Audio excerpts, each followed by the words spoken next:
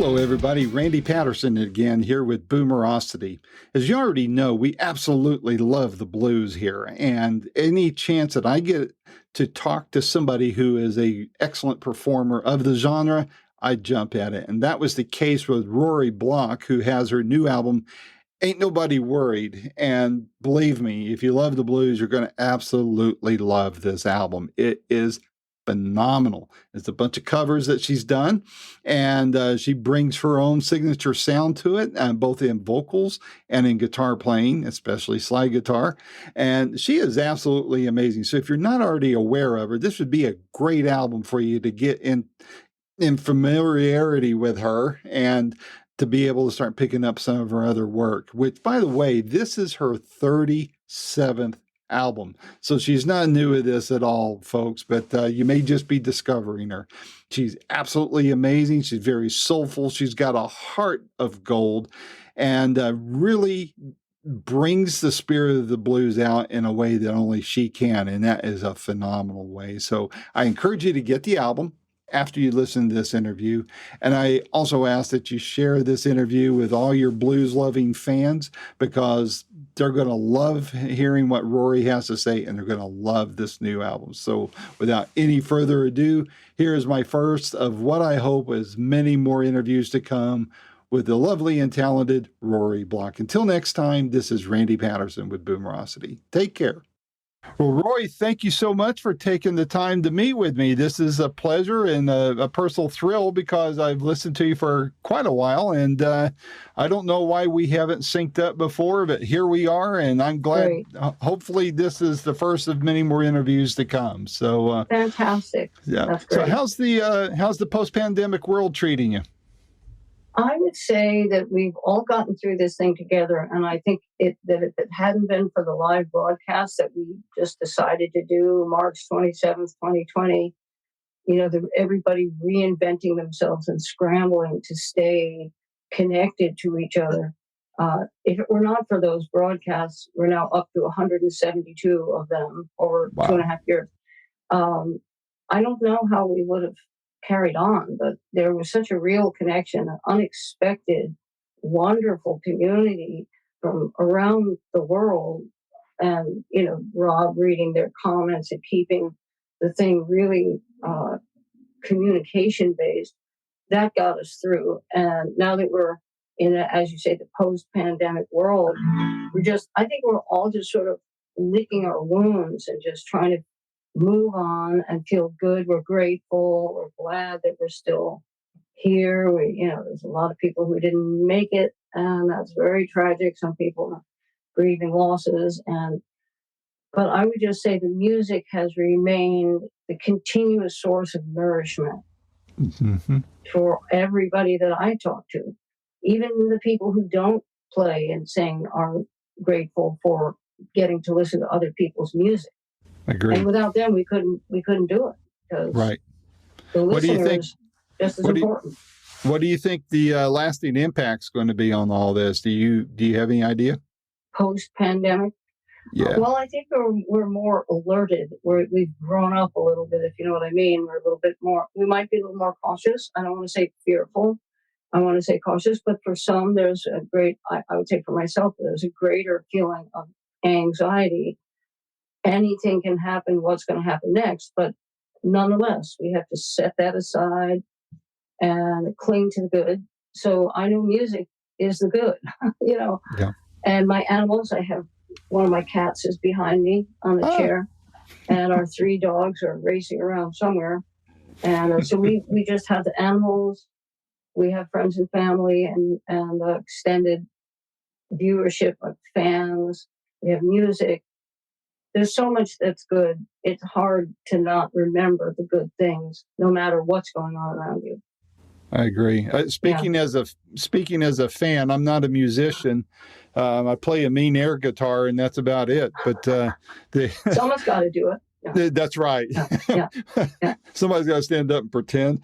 But for me, it's just so I'm glad to see you artists back out. And I know everybody has to be cautious. I know even still there's tours that are stopping and starting. Ringo Starr's tour started and then it stopped because Edgar Winter got sick, and then Steve Lukather got sick, and so they picked it back up this month. And I mean, it's it may be our new normal, but I think the fear has gone down a lot, and that's helpful. Yeah, that's what I think. I see. Everywhere we go, we're prepared to put the mask on. They're in the console of the truck. I take them out. I said, do you think, so put it around our neck and walk and see if everybody else is with or without a mask, or what may be required by a venue. One venue had you wear the mask from the front door to the back room, and then you never had to wear it again after that. So you don't know.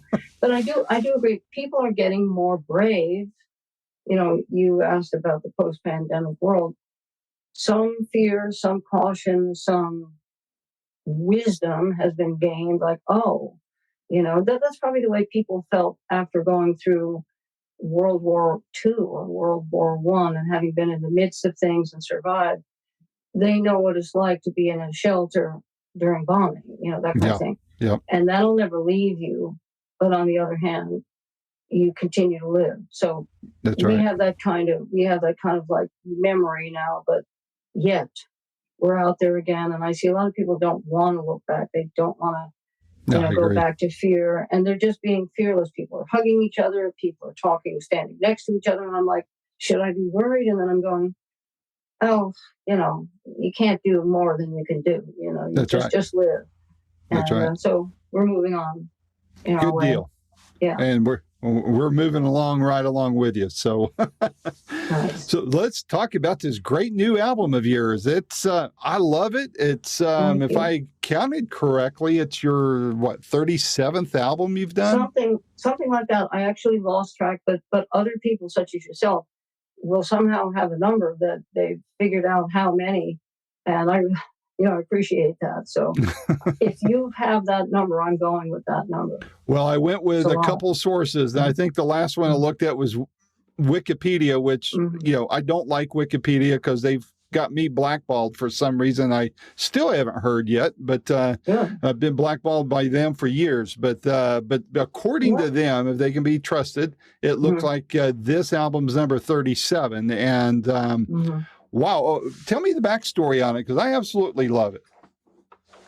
This record, well, I'm on a series now. I did the Mentor series, 6 recordings to blues masters who were rediscovered, who I met in person, and they affected me up close and personal. So each one, I did recording for each one, and someday they've said that it'll be in a box set. So I'm counting on that. I like the idea. Now I went to a new series that I call Power Women of the Blues, and I started out with a Bessie Smith tribute, which that felt really good to listen to Bessie again and find out ways to make the arrangements speak and be acceptable to me anyway.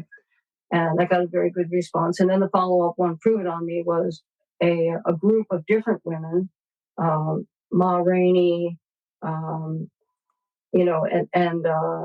Ma Rainey, Memphis Minnie, and other names less known, such as Madeline Davis and Arizona Drains, and really unique and less known people mixed in with the bigger names, but they were still all essentially founding women. We maybe moved a decade later with some of the artists away from, say, the 20s and the 30s and the 40s, where you'd find Sunhouse, Robert Johnson, and early. And then we might have moved up with Bessie Smith as far as the 40s, even as far as into the 50s with some of the artists. So I was kind of moving a decade at a time, you could almost say, although Memphis Minnie was back with the earliest. But then this one, I thought, I've covered so many early artists, whether in the Mentor series or in this series, The Power Women of the Blues. Maybe I can move up yet another decade or two and do the women who affected my life so profoundly in the 60s, the 70s, even in the 80s. Because I thought, that's 50, 60 years ago now. 50 years equals an antique. So I thought this could be early American music too, in its way. Mm-hmm. And it formed us. When we were growing up, everybody remembers Dancing in the Streets and My Guy and Midnight Train to Georgia, song after song we remember. And I chose ones either written by women or performed by women. And all of them, with the exception of Freight Train, Elizabeth Cotton, which I explain why I chose that one, but all of them were either gold records or just top smash hits. And that's kind of what I was looking for. The women who formed the smash hits of the 60s through the 80s. And I picked Elizabeth Cotton not because her name was a household word, but because she was quietly and in her unassuming way laid down the framework of probably the most famous style of fingerpicking. That, and maybe two other names pop up, but Elizabeth Cotton picking became huge. And when I was growing up, that's what we all learned, Elizabeth Cotton picking. Mm-hmm. So that's where I was coming from. I wanted to relive the concerts, by the way, the broadcasts were part of the inspiration for this, because the viewers started requesting songs, and they'd say, can you do this one by, Kenny Loggins, and can you do that one by Joni Mitchell, and this Bob Dylan song, that Van Morrison song, that Kate Wolf song. And I started going like, yeah, I guess I can do that. I guess I can look that up. And I would come up with these arrangements to the best of my ability. And people really were hungry to hear the music that was in their past. It was comforting. Mm-hmm. A lot of people said, this has been comforting. This is comforting. Old friends of mine, they said nothing's more comforting than tuning in to your broadcast and let it just play in the background or sit and watch every word, whatever. Finding that there was a sense of, something to grab onto, music, sentimental songs, conversation with each other. Finding a lot of people were of our age group, right? Absolutely. A lot of people. Yeah. And from countries around the world. Just like Boomerosity is geared to the baby boomers, so is our concerts. Yeah, the concerts have turned out to be speaking very much to baby boomers, but to everybody. I'm not, there's my granddaughter tunes in. So it's not just people of a certain age, but there are a lot of people who, last show, somebody said that was the best music that we've ever heard in our lives, meaning the music from the 60s, the 70s, the 80s, right, when music was absolutely real, when there was no computerized boards yet, where people were, every single mix, their hands were reaching across hands, or faders. Like, when you get to that spot and that word, raise it 2 dB, okay, fade, and it was like this big, huge collaboration. I have a huge love of analog. You love analog. There you go. I still love it. Trying to make the digital go warm like analog. Nice. Well, Joe Walsh did that a few years ago, and he even named the album Analog Man. So, you can't hear him. He said that Joe Walsh did that a few years ago. Yeah. And he named the recording Analog Man. Analog Man. Well, that was Analog Man was one, and also John Hall from Orleans did a song called Analog Man, I believe. I did a tour with him, Back to Analog, where we actually it was digital and analog. He did all the backing tracks in digital, played it behind him, and he played to it with his guitar and voice. Or, as John Sebastian would say, more unplugged than thou. Yeah. Okay. All right, that's the rest for the moment. John is great. Yeah. So, how long did this album take for you to put together from the time you started recording to the time it's releasing? Wow, that's really a great question. We'll have to research that. The one that took, and they take longer than they should, because there's so many other calls on our time. With all the animals, and just get interspersing some shows, and even the broadcast took us like 3 days to prepare for each broadcast. So every time I would start doing a take, we'd go, oh, wait, we've got to set up for the next show. And, do you have the program in the computer? And we'd have to switch gears. So I try to record around a very, full schedule. Mm-hmm. And so it probably, if I actually looked at the amount of time, I've said this to Rob before, I was probably in there, for 10 hours or some crazy thing, 20 minutes here. an hour and a half there. Fortunately, 10 minutes. in our house. 10 minutes there. Yeah, fortunately, we record in our house. But the amount of time that I'm actually able to work on the songs is really much less than I think. So if I actually had an accurate way to figure that out, I'd be really curious to know, because sometimes it takes us. Holger Peterson, do you know who he is from Stony Plain? Yeah, he'll say he's very patient, and he'll contact us about 6 months after we were supposed to start the record and say, just checking in to see, he knows that things are going to get in the way of the recording time-wise. And I'll say, oh, we've actually done 3 tracks, and then I send them to him. And just to get him to realize that all is not lost, we've actually said, but boy, what's the one that took the longest? Was it the Bessie Smith record? Took so long because or was it the Robert Johnson? Robert Johnson. It was like 6 months to a year. Huge learning curve.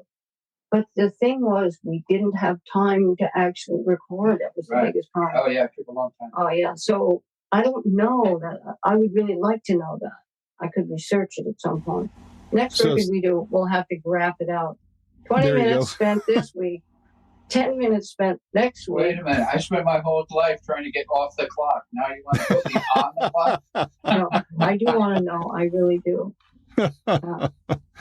So how, aside from having to work around, your live broadcast, which is all new, and I know this is new for me because before the pandemic, I would record a phone conversation, of and course. And then if it was a 30-minute conversation, I was looking at 2 hours of transcription time. Now, we're recording like we are right now. That's and then I hand it to my mix guy, and he does his magic on there. And, within a week or so, we're posting it, I know. So, I like that too, because a lot of times the print interviews do take a long time, and we have requests to have the quotes sent first, just my quotes, not the article. So, because paraphrasing is difficult, even when you do it from a tape, and sometimes the meaning shifts. You need to be responsible for what is in writing and attributed to you pretty much for the rest of your born days.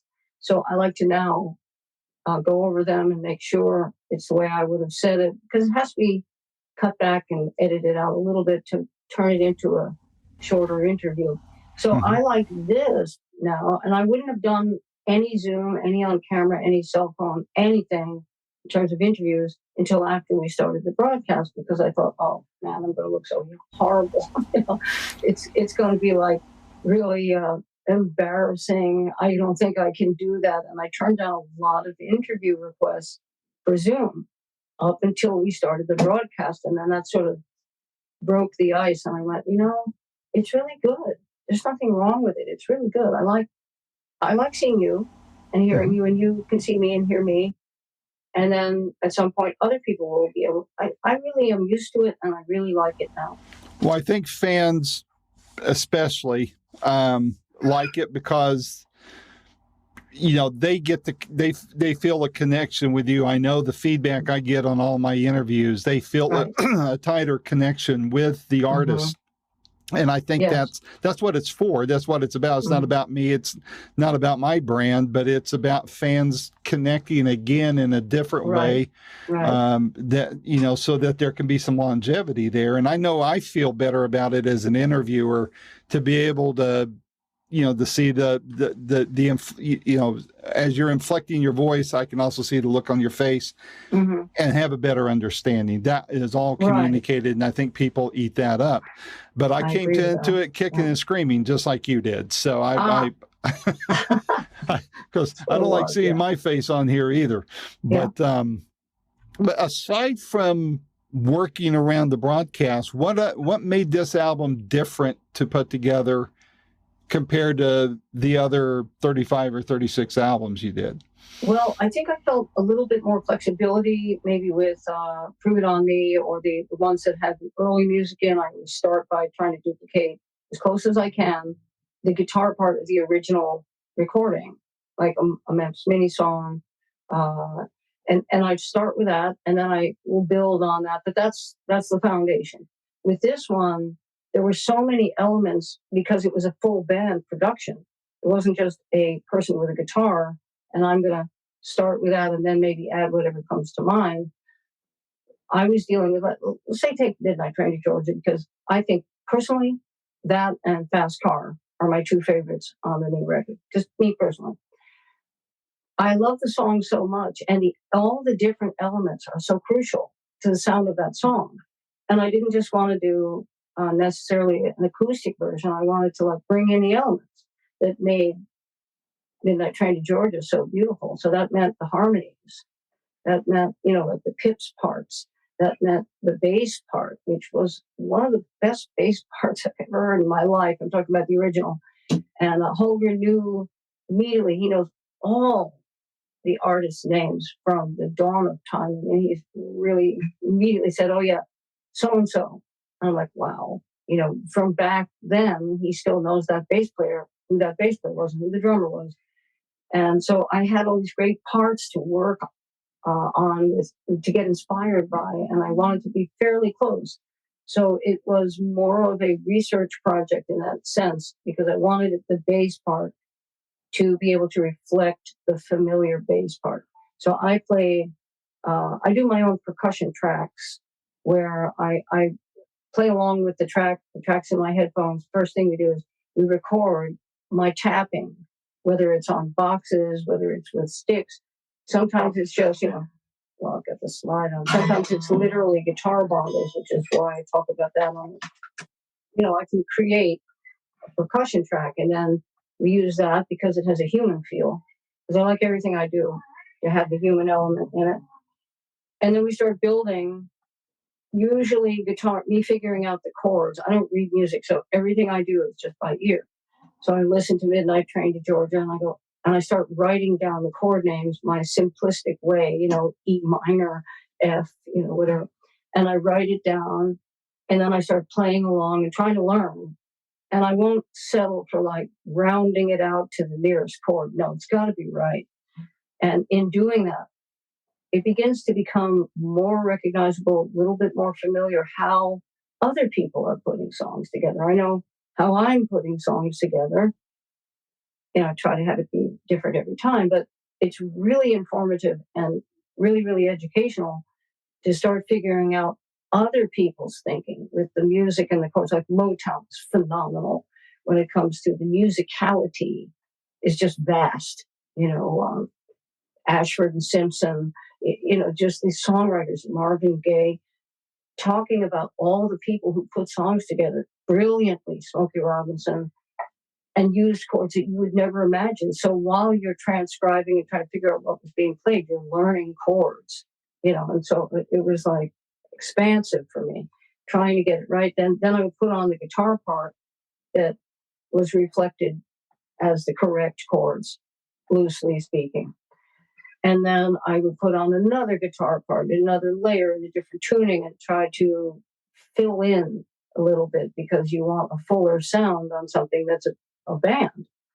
And then I would put on a part that we would think of as the bass part, try to follow along exactly with what that rate. You got to listen to the original Midnight Train to Jordan. Listen to the do do do do do do do do do. He's all over the place. It's absolutely beautiful.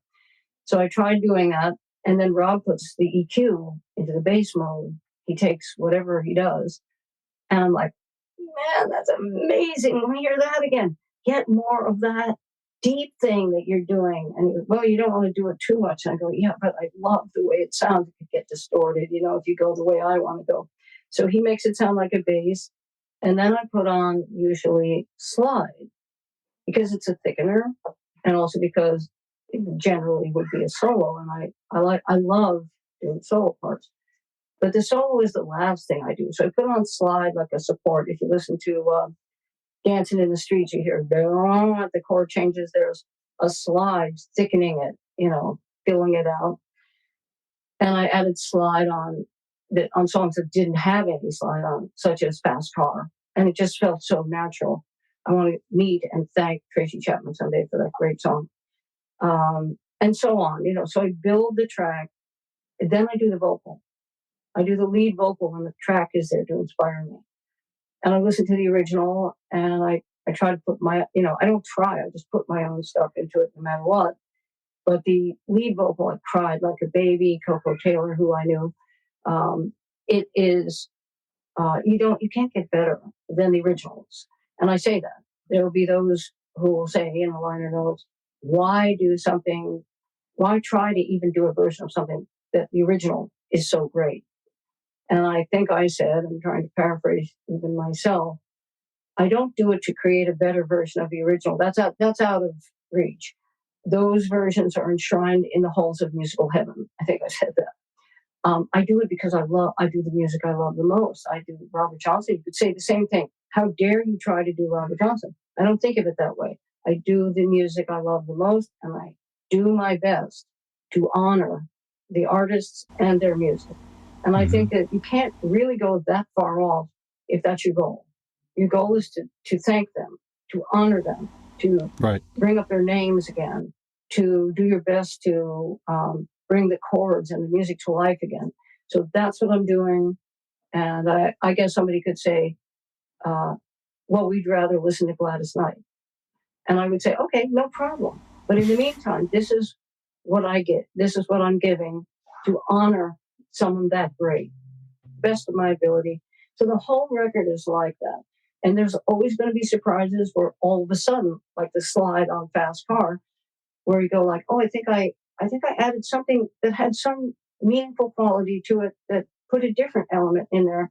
Doesn't change the original and the greatness of the original, but it adds a little bit of legitimacy to doing it again now and putting in a little spark of my own energy. That's always nice when that happens. Well, I think it comes through, and to be able to, I mean, if I'm singing along to my favorite songs, it's in the car or in the shower, and nobody's going to want to hear that. But but to hear but artists that's a good such place as to learn how to sing. Yeah, well, the acoustics are better. So yeah. But to hear artists that know what they're doing, and you certainly do, to be able to bring a new, I as a fan, I don't listen to a song, most songs, to say, all right, are they going to do this one better? I want to hear, just like you said, the interpretation, to feel how you emote the song compared to a Gladys Knight or whoever the original artists are. So, doing that like you did on this album, I think is amazing. Thank you. Out of curiosity, I know you kind of touched on what you felt like were your favorites, but which one, if I'm going to say, all right, I really want you to hear, Rory Block's new album, and here's what she would call as the calling card for the rest of the album, so that if they hear this and like it, they're really going to love the rest of the album. Which song would you pick for that? That is such a difficult, people say, which is your favorite record when we're at a gig and we have all the CDs out on the table? And I say, well, I love each one for different reasons. Right. Like, these are my kids, Yeah. I'm not going to say that I love this one more than the other one. Exactly. And each one has, a different focus, something that I brought to it. And it's kind of true that way about these songs. Before you ask that amazing question, I was going to explain that almost song by song, each one had a sudden surprise. Okay, the Mavis Staples song, other than the fact that I love gospel and I resonate with gospel and I can get into the gospel mode quickly and in an automatic way, it's already there for me. But the bass, that bass thing, and that's where Holger said, "Oh yeah, that was," and he named that person. That's the special moment for me in that song. It's like whatever Rob did with the bass, the way I snapped it when we recorded it, like an actual bass part or whatever, and Rob gave it this super power. And I wait for that moment in that song. The whole song felt great. The rhythm track with the little the clicking, I feel good when I hear it. I feel even better when I hear, the original. But I feel very good when I hear the one that I recorded. And when it gets to that bass part, I go through the room because it's like so familiar and so fun that we were able to get that sound. Then Midnight Train to Georgia. In the intro, there's a little bit of one of the guitar parts that is in there is very acoustic sounding. It's a fingerpick guitar part. You'd never find that on the original. So in the outro, that part leaped into the foreground. We took away the other elements and all of a sudden you can hear two acoustic guitars just dancing with each other. And sometimes I do stuff and then I listen to it afterwards and I said, I don't have any idea how that happened, but I like that. I don't have any idea. But when I hear it, I feel good and I go, yeah, there's something magic, a little spark of magic just burst out there at the outro. Right. You know what I mean, Rob? Yeah, the bass, the double basses in the end of My Guy. Oh, My Guy too, yeah. Then in My Guy, the outro, the vocal, the Mary Wells doing her beautiful scatting with that kind of, sexy little raspy thing that she did. And then all of a sudden I felt like I was channeling a little bit and I was like, yeah, this is so much fun. This feels so good. And as Rob points out, there's two bass parts that are dueling bass parts that really worked out great at the end of My Guy. So you listen for that if you're listening to it. And then what's next? I think it's Fast Car, or is it Cried Like a Baby? The thing that worked with Cried Like a Baby for me is the slide solo felt really good to me because it's an inviting song to play slide on. The song just cries out to you, go for it. That's what the song is saying. So I always thought I couldn't play a solo, but when a song like that comes along and I get that feeling like, you can do this, then I go, shh, and I try to do it. But then the outro where I started having this conversation, reliving a conversation that I actually had with Coco Taylor on a tour in Germany, where she called me Little Miss Dynamite, and I was opening for her and her band. And then I saw her again in other places, but the conversation was what I wove, and that was not part of any plan or anything. All of a sudden I was saying, Coco said, Little Miss Dynamite, don't you shed a tear.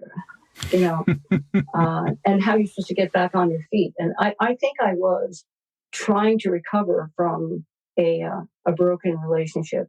And that was the advice she gave me, like, don't sit around, get back up. I cried like a baby when you left me last Friday night. Make a new connection. Now I made me some new connections and everything's really all right. And it's like a great attitude to help you get through something difficult.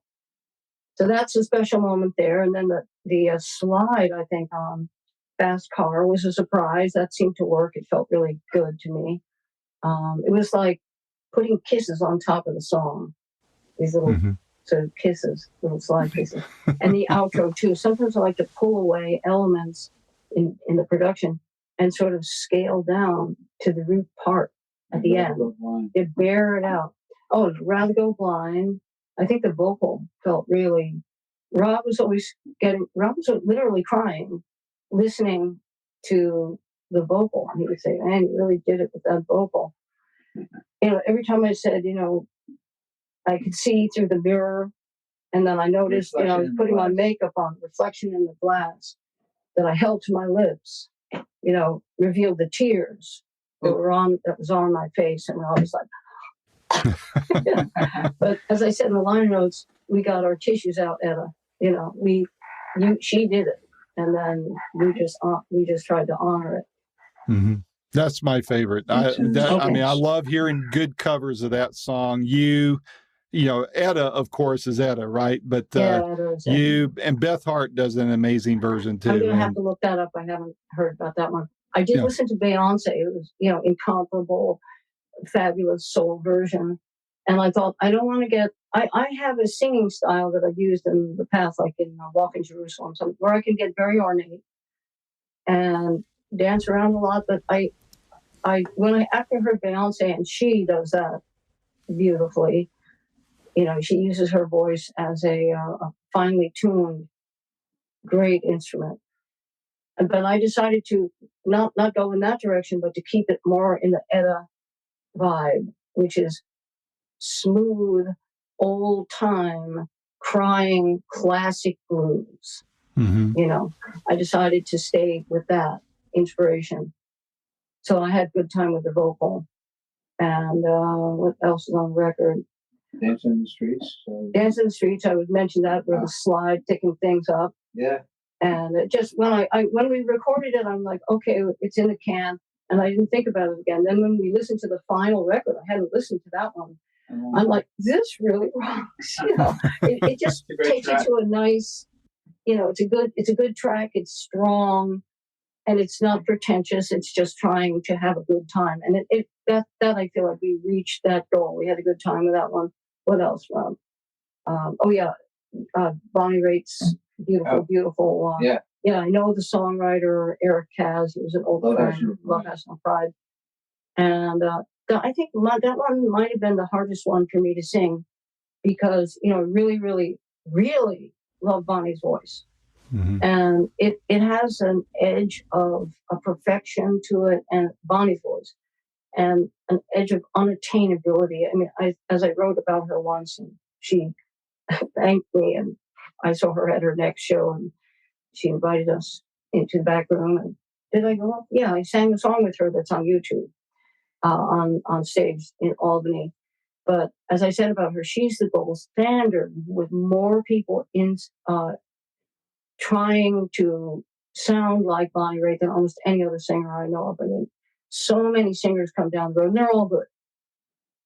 But Bonnie is just unattainable greatness. There's just something gorgeous in her approach and her emotion, and her technique is just flawless. So I was more nervous about that because I know Bonnie, because I know Eric Kaz. I don't know Libby Titus. She's the co-writer. But Eric said that she would be tickled. They don't know that I recorded it yet, but I did it in one of my live shows. And I stopped in the middle because I played so many wrong chords. I said, I hope they're not watching. Maybe they weren't. But I'm going to do it again soon. I've learned it since then. But I was more nervous because her vocal was just so beautiful, so honest, so soulful. So I kind of kept myself in check, like, don't do this, don't do that. Just try to sing it straight out and do the best you can. So that's kind of how I approached that song. And then, I know what I did. I added harmonies that are not on her recording with Freebo. I've since met Freebo too, over the years. Oh, fabulous, fabulous bass player.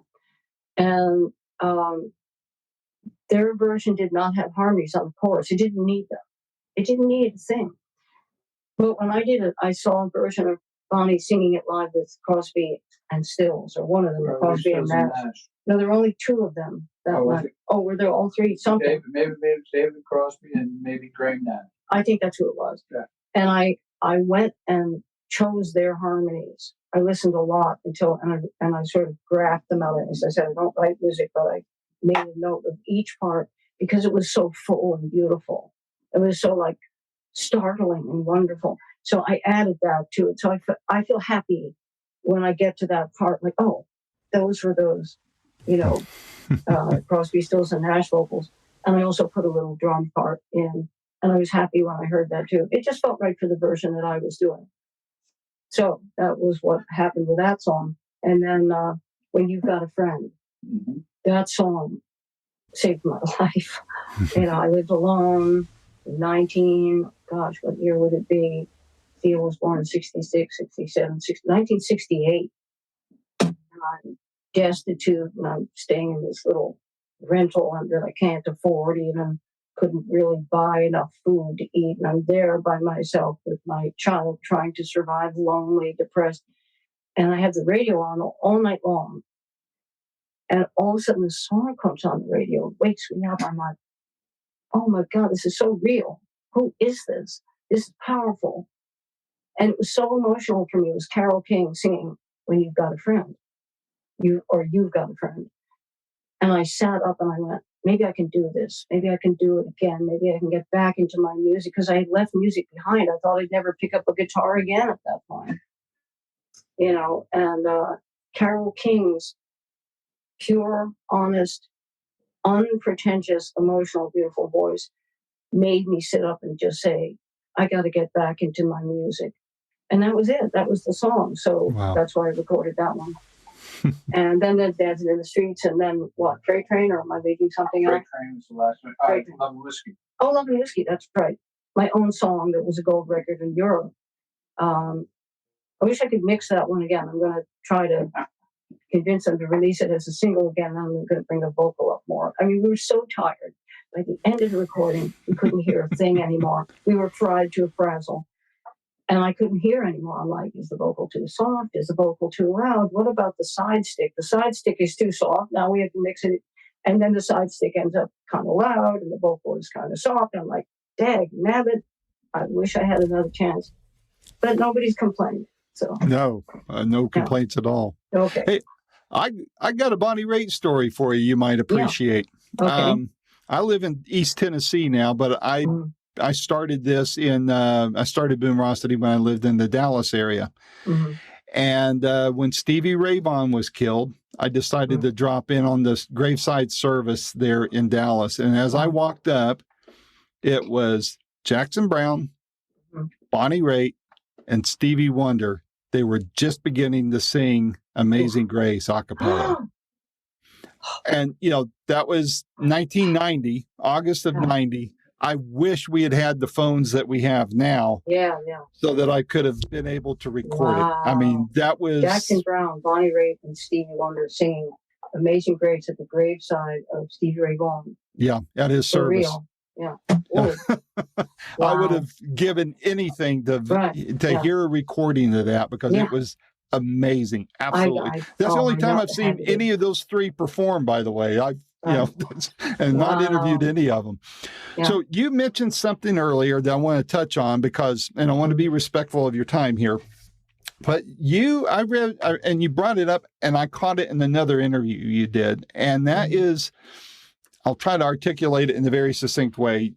So many people feel that blues is the devil's music, and that supposedly Robert Johnson sold his soul to the devil, and that's how he got his talent. But I saw the interview where you mentioned Stephen Johnson's name and what he said, and the gospel. And I'm a believer. I grew up in church. I love all sorts of gospel from quartet to contemporary. And one of my favorite guitarists is Phil Keaggy. If you've never heard him, listen to him. He's a phenomenal guitarist. What's the name? And Phil Keaggy. Keaggy. He's a Christian artist. He's been around forever. He's great on acoustic and electric. And if you can't remember it, drop me a line. I'll send it to you, send you some links. But good. I was struck, and I guess I never picked up on this before. And that interview you did has really hit home with me about the gospel influences of the blues. And it shouldn't be a surprise because of the foundations of how the blues were. I mean, it's African American slavery. It's down and out. It's poverty. It's that, but it's also that almost every blues singer in the early 1900s grew up in a church. Exactly. So how can you get more gospel than that? They were all raised in gospel music. And you either, somewhere along the line, you had to make a decision back in the day and time, and this has gotten from Son House and Reverend Gary Davis talking about this, that you either had to decide to be a man of God or a woman of God and sing gospel, or you had to serve the devil and sing the blues. But Son House had one foot in both, in both musical styles, and the spirit and the music. And he was a preacher that was a traveling preacher, yet he was a blues singer. And he would preach in the middle of a blues song, just like Reverend Gary Davis did. But Reverend Gary Davis was singing purely gospel at that point. There's some examples of him recording a couple of blues songs that you could ask Stephen Grossman about. He was there, and he has more information about that than I do. But so you had to make that decision. But Son House didn't want to make that decision. He didn't want to separate blues and gospel. He just put them both together. And so I began to think, well, I didn't question it. To me, it was all one and the same, meaning that it was all from the same river of inspiration. Right. And that early blues was spirit-filled music. I always felt that way. So when I met Stephen, Robert Johnson's grandson, he just said, nothing good ever came from the devil. And he has a point there. That's right. And he said, Grandpa sang gospel. And he cited words like, I went down to the crossroads. I fell down on my knees. I asked the Lord above for mercy. He said, poor Bob, if you please. And if I had possession over Judgment Day, I wouldn't have no right to pray. So I saw the spirit connection from the beginning, but I wasn't intellectualizing it. I just assumed, just felt spirit, felt the spirit of it. And as also somebody asked me the other night, but I do always get asked in interviews, what drew you to blues when your contemporaries were all listening to the Beatles? And I said, well, I was also listening to the Beatles and loved them. And I also listened to the Rolling Stones and loved them.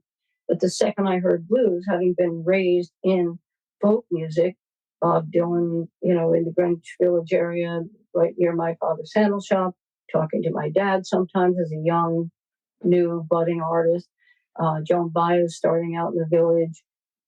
Great artists after great artists were everywhere. Pete Seeger was nearby. My parents knew Pete Seeger. They would go to jam sessions at his house.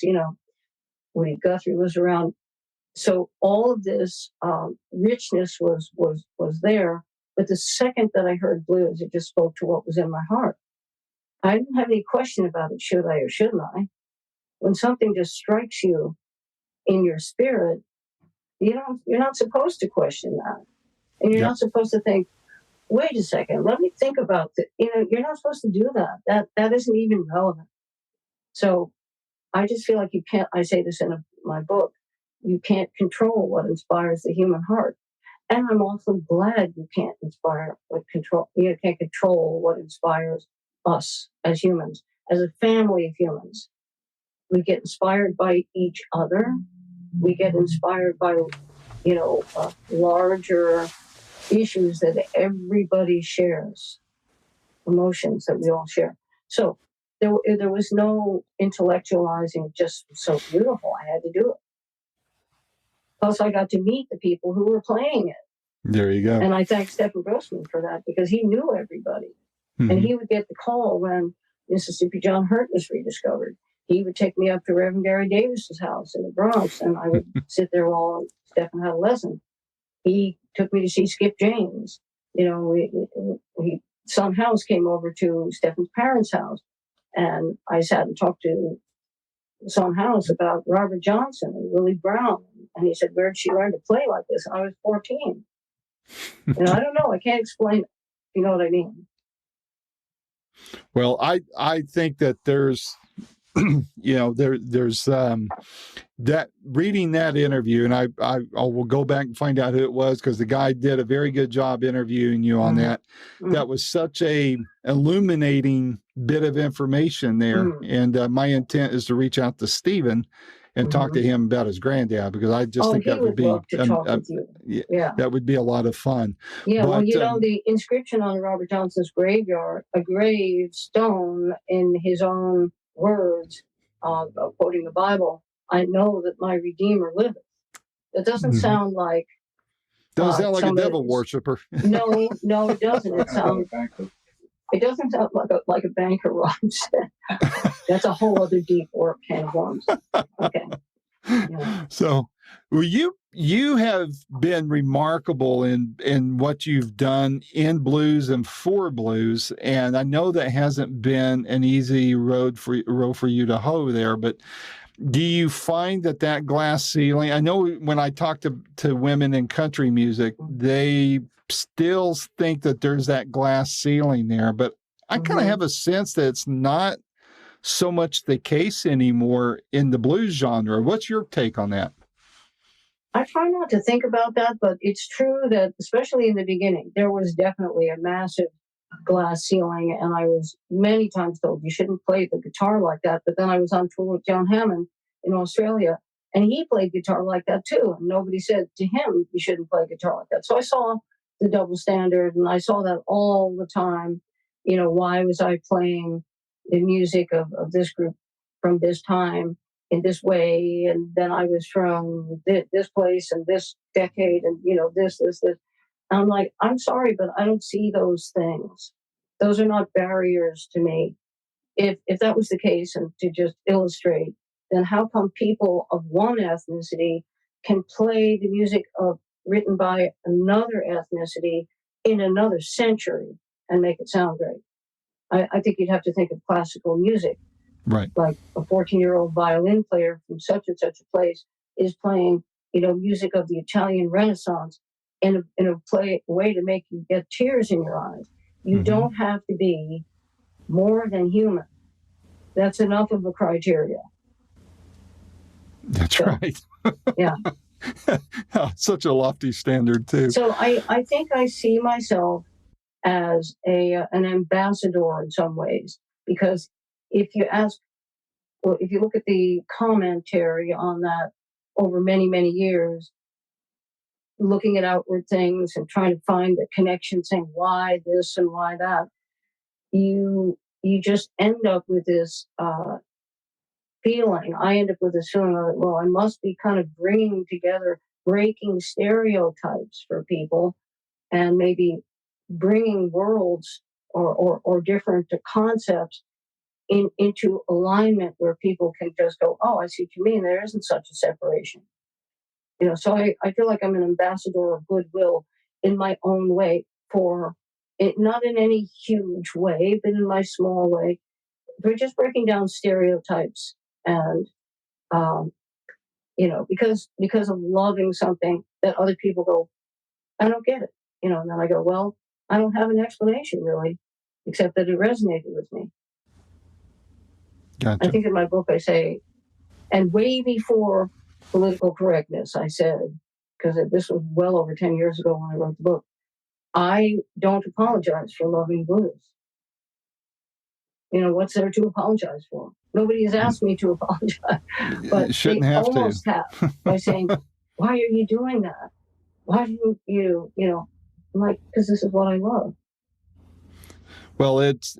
I think that the blues is so multi-dimensional, Right. and multiracial. Really, we all kind of communicate it in our own ways. But boy, when somebody like you gets hold of it, it takes it to a new dimension, if not a new level, and it opens up a broader appreciation of the genre, as well as anything new being brought to that genre. So I should add this. I believe that more than ever, it was my mission from the day I started playing blues, 1964, at the age of 14, to always give credit to the original artist.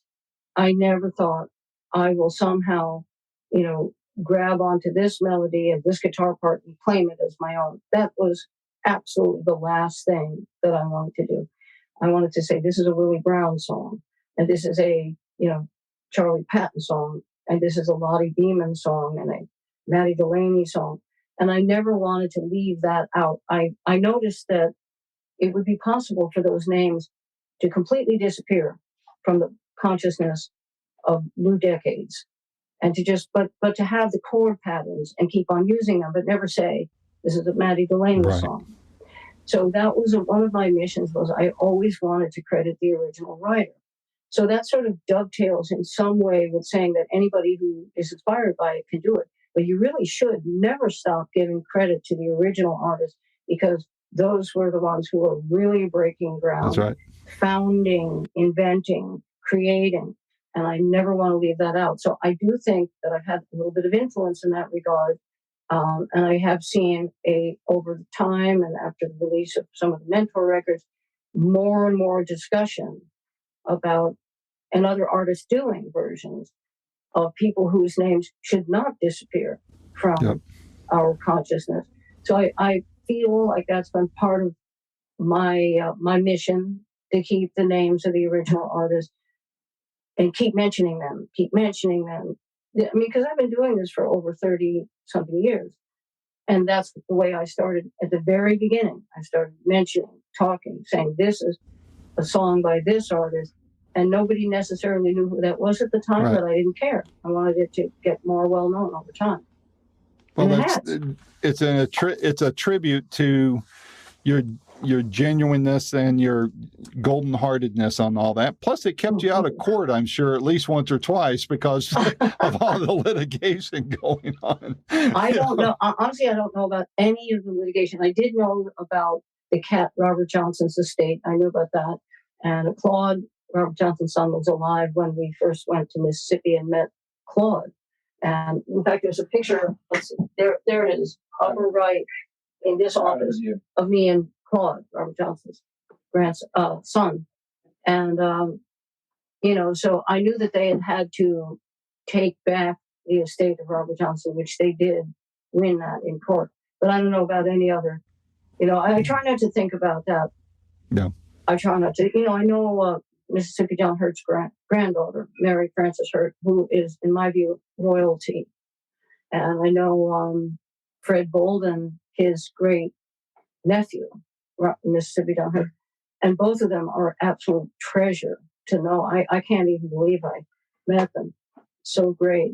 But, if they wanted to, they could speak out and say, please stop recording our grandfather. They could say that, and they would have the right to say that. So I was a little bit worried. I wrote to Mary, I said, do you mind? I try to ask permission when I do something on a live broadcast. And I've even written to Bob Dylan's manager to ask permission and gotten permission, and asked Eric Kaz, can I do Love Has No Pride? And asked Dion, could I do Abraham, Martin, and John? And asked John Sebastian the other day if I could do What a Day for a Daydream, and so wherever possible. Sometimes I maybe can't call Stevie Wonder, you know what I mean? Right. And ask, but wherever I can. And I wonder if someone's going to stop me at some point. But I always talk about the original. And if somebody says don't sing it, of course I won't. Right. It's courtesy, and there's so little of that in this world anymore, that the fact that you do that speaks volumes about you and your integrity. And I appreciate that about you. As much as I could reach the artist. I didn't reach Sting. Exactly. I didn't reach Sting, but I would have liked to. And I know Dion, my friend Dion, recorded on the record that I did where I'm one of the artists playing on Blues with Friends. He's also got Van Morrison on there, who I would essentially worship Van Morrison. He's so great. And I've said enough times, maybe Dion will tell Van Morrison, Rory would like to know if you mind. Because I do a lot of Van Morrison in my concerts. Yeah. If he ever said stop, I would stop immediately. Sure. But I hope that he would have a way to reach out to tell me to stop if he wanted me to. But right. And he could. Yeah. You're reachable. Yeah, and Dion, what a golden guy he is. Oh, he is such a sweetheart. I got to interview him, I think it was last year, and oh my gosh, that was a personal. He is. And my dad, when I told him I was interviewing him, it was like the first time his eyes lit up, because I mentioned Billy Gibbons or all these other people, and he's like, I don't know who those are. Then I go, Dion. He goes, you're talking to Dion. Yeah, I know. I don't think there's enough. There's not enough words to describe the enthusiasm. I agree. Really. Yeah. Well, in wrapping up, I want to find out from you what's on your radar for the next coming months, the next year or so. Oh, I thought you were going to say for the next record. I think decompressing has something to do with it. And I think a lot of us may feel that we need a little decompression time. After your first question was about post-pandemic, I think there's some decompressing. There's some looking into our soul and our spirit and asking ourselves why we feel like we've changed a little bit. We're a little bit different. Everything you come through, a big thing that you come through, you'll end up with new perspective, new wisdom, which we talked about. But I think there's a kind of a decompression where I'm like, wow, I didn't get sick. How did that happen? I didn't get sick. Rob didn't get sick. We wonder, do we have natural immunity? What happened? And you have to look at the whole big thing and say, we've really come through something. This wasn't small. And we have to reinvent ourselves. We all tried to reinvent ourselves, and we did. So there's some decompression. There's some I think maybe I'm just going to go put my feet up for a few minutes, and then I'm going to go back to whatever I was doing. But am I allowed? I'm thinking, I don't know if I'm allowed to take a little moment off, because I'm a very driven person. I go, but I'm doing it anyway. Yeah. And then it wasn't the old me wasn't like that. So the new me goes, I think I'm going to get into this zero gravity chair for 10 minutes and do nothing, and I wouldn't have done that before. So there's parts of me that are decompressing, and then I'm sort of dipping my toes back in the water, not making a lot of effort to book anything, but nice invitations have come in. The New Orleans Jazz and Heritage Festival came to us. God bless them. I was so honored. And a bunch of shows over time has simply dropped us an email. I'm like, look who it is. It's the New Orleans Jazz. I wanted to play there for my whole life. I'm like, this is too good. So I'm kind of like mellow and not. And we just got a show in Arkansas. It's a long drive and filled in a couple of shows last minute. It's always like last minute these days, but we do it and we do what we have to do, and then we decompress a little. So it's kind of a balancing act right now. And recording was good also for the soul. Broadcasting, recording. By the way, recording. People said, "Are you going to do another in the Power Women series?" And certainly, an artist like Aretha would be on that list. I mean, because if I could have, I would have included her and Mahalia Jackson, and you know what I'm saying. The list is just so endless with great female artists. If I do that, people say, "Are you going to do one of Aretha?" Well, they won't want to know about that, but they're asking me what's the direction of of whatever you do next. And honestly, I don't know yet, but the sky is the limit. You could really see it that way. Well, I'm going to keep an eye on your itinerary, and when you get within, good driving distance of me, I'm going to come see you. Are you in Tennessee? I'm in Tennessee. I'm in East Tennessee. How far are you from Johnson City? Because I'm going to be there on October 17th. I'm about 2 hours from there. I can make that. So okay, October 17th. I've played there over the years. The owner is a good friend, dear friend for many, many years. I called him up. I said, "Ed, we're coming through on a Monday night. You want to do a show?" He said, "Why not? Let's give it a try." I said, "You think anyone's going to come out on a Monday night?" He said, "Well, let's just go for it." So last minute edition. I have some viewers who are from Tennessee. They're going to come. So I was trying to come out on a Monday night. I will. I can make it. Home. I live in Sevierville. What I'm going to do is I'm going to get your book ordered because I just learned about it too. I want to get that so I can get you to sign it if you don't mind. Oh, I would really love that. Okay. Yeah. So if by some chance you manage to be able to come out to the down home, you'll really like it. The people are I'll do that. So great. Yeah. I'll definitely do that. I got a cousin that lives up there. Should probably love to see you too. And so I'll plan on that. And Rory, anytime you've got anything going on, my door's open to you. I'll work with you and Mark to get it all going. You can have Rob jump on too. We can just all have a nice long chat and talk about what you've got going on. But I love this. I love your work. I love the spirit you have about you on it all. And I look forward to talking to you more down the road, and especially when I get to see you up in Johnson City. Wonderful. I'm thrilled to hear it. So, all right. Well, listen, thank you. Rob and I are very honored that you reached out. And thank you for joining RoryBlock.com. Oh, I did do that. Awesome. And thank you for checking out Boomerosity. I've got probably some friends of yours on there. Like I said, Dion and some other blues people. Another great lady you might like, Rory, and she's a friend of mine and does a lot of recording. She's very similar to you as far as her drive and her knowledge of the music is Carla Olson. Are you familiar with Carla? No, but I want to look her up because people ask about who's doing old blues. And that sounds great. Carla Olson. Carla Olson. Carla Olson. Okay. Great lady. Does a lot of great work. She's done a lot of Americana type stuff and older rock and older blues and all that. Wonderful lady. So check out her stuff. So I will. Thank you. And I look forward to seeing you guys next month. Thank you so much. All right. Awesome. All right. You guys take care, and I'll talk to you soon. You bet. All right. Bye-bye.